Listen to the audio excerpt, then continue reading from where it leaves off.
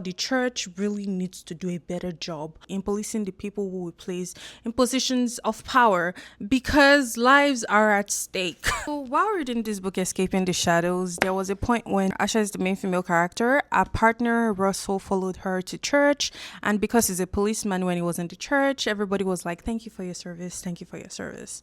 And at that point, just...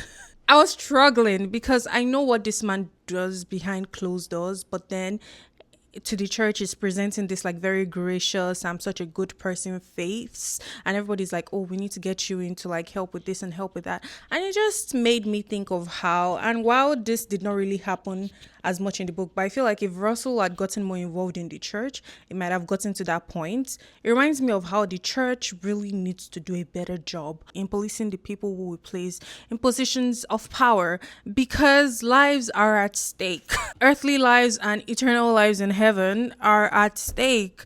A lot of people want to be leaders in the church because of the power.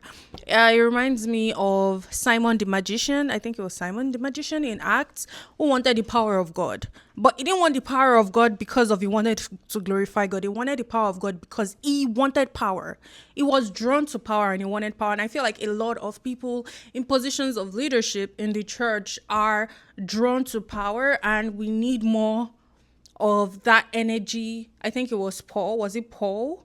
Or was it Peter? The energy the apostles had, in identifying these people who just want power, who don't want to serve, and then, preventing them from getting into places of power. Like, if you want to, like, serve in the church in a not so position of leadership manner, sure. I know when the fruits of the Spirit grow in you so much that, you become somebody who is selfless and wants to do everything for the glory of God, then you can become a servant leader, the type of leader Jesus teaches us to be.